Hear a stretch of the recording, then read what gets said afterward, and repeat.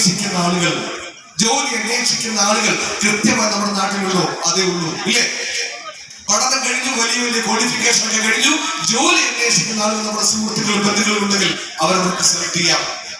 രണ്ടാമത്, മെച്ചപ്പെട്ട അവസരം. ഞാനൊരു മെച്ചപ്പെട്ട അവസരം അന്വേഷിക്കുന്ന ആളായിരുന്നു. എന്തുകൊണ്ടാണ്? സൗദിയിലാണ് ജോലി, നല്ല സാലറി ഉണ്ടെങ്കിലും നാട്ടിൽ നല്ലൊരു മെച്ചപ്പെട്ട അവസരം ഉണ്ടെങ്കിൽ കൊള്ളാമെന്ന് ചിന്തിച്ചു. അപ്പോൾ എനിക്ക് ഈ ബിസിനസ് ഓപ്പർച്യൂണിറ്റി തരാൻ സാധിച്ചു എന്റെ അപ്പയുടെ ലീഡേഴ്സ് ആളുകൾ. അപ്പൊ മെച്ചപ്പെട്ട അവസരം അന്വേഷിക്കുന്ന ആളുകൾ നമുക്ക് സെലക്ട് ചെയ്യാം. മൂന്നാമത്തെ കാറ്റഗറി, കടബാധ്യതയുള്ള ആളാണ് നമ്മളെങ്കിൽ, നമ്മുടെ പരിചയത്തിലും ബന്ധുക്കളിലും സുഹൃത്തുക്കളിലും വലിയ വലിയ കടബാധ്യതയുള്ള ആളുകളാണെങ്കിൽ തീർച്ചയായിട്ടും അവർക്ക് സെലക്ട് ചെയ്യാം.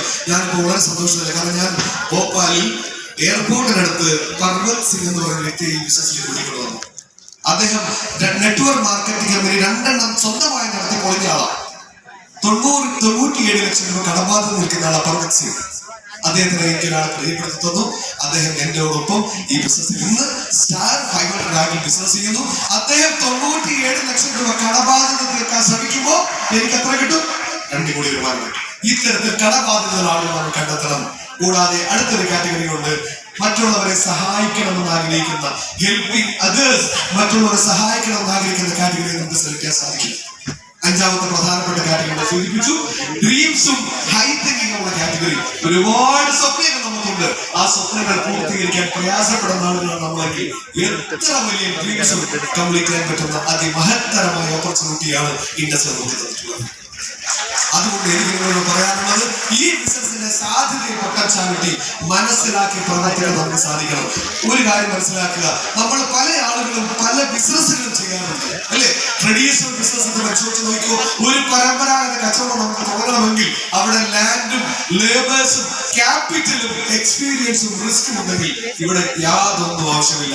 ലാൻഡിന്റെ ആവശ്യമില്ല, ലേബേഴ്സിന്റെ ആവശ്യമില്ല, ക്യാപിറ്റൽ റിസ്ക് ഒന്നുമില്ലാതെ നമ്മൾ ഒരു കാര്യം മനസ്സിലാക്കുക, ഞാൻ ഗൾഫിൽ നിന്ന് വന്നു, ഞാനൊരു സൂപ്പർ മാർക്കറ്റാണ് തുടങ്ങുന്നതെങ്കിൽ ഞാൻ മത്സരിക്കേണ്ടത് റിലയൻസുമായിട്ടും ലുലുവായിട്ടാണ് നമ്മൾ മത്സരിക്കുന്നതെങ്കിൽ നമ്മൾ ഇവിടെ ഒരു കാര്യം ശ്രദ്ധിക്കുക, ഇവിടെ നമ്മൾക്ക് സീറോ ഇൻവെസ്റ്റ്മെന്റിൽ, സീറോ റിസ്കിൽ, യാതൊരു ടെൻഷൻ കൂടാതെ തുടങ്ങാൻ പറ്റുന്ന അതിമഹത്തരമായ ഓപ്പർച്യൂണിറ്റിയാണ് ഇൻഡസ്ട്രി നമുക്ക് തരുന്നത്. ഞാൻ എന്റെ എക്സ്പീരിയൻസ് ഞാൻ സൂചിപ്പിച്ചു.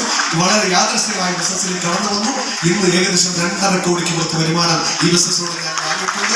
ഒരുപാട് ഫോറിൻ ട്രിപ്പുകൾ ഞാൻ കംപ്ലീറ്റ് ചെയ്ത്, ഫാമിലിയായിട്ട് കംപ്ലീറ്റ് ചെയ്തു. ഇന്ന് ഏകദേശം 3300 സ്ക്വയർ ഫീറ്റിന്റെ വീടിന്റെ പണി 90-80% കഴിഞ്ഞിരിക്കുകയാണ്. സൗദി അറേബ്യയിൽ വെച്ച് വീടൊക്കെ സ്വപ്നം കാണാൻ, പക്ഷെ ഇത്ര വലിയ വീടൊന്നും സ്വപ്നം കണ്ടിട്ടുണ്ടായിരുന്നില്ല. പക്ഷെ ഈ ബിസിനസിന്റെ സാധ്യത പൊട്ടൻഷ്യാലിറ്റിയാണ്. എന്റെ പ്രിയ സുഹൃത്തുക്കളെ, എന്റെ പ്രിയ സഹോദരങ്ങളെ, നിങ്ങൾ പറയാനുള്ളത്, ഈ ബിസിനസിന്റെ സാധ്യത മനസ്സിലാക്കി പ്രവർത്തിക്കാൻ നിങ്ങൾക്ക് സാധിച്ചാൽ നമ്മുടെ തലവര മാറ്റിമറിക്കുന്ന ഓപ്പർച്യൂണിറ്റിയാണ് ഇൻഡസ്ട്രി തെളിയിച്ചിട്ടുള്ളത്.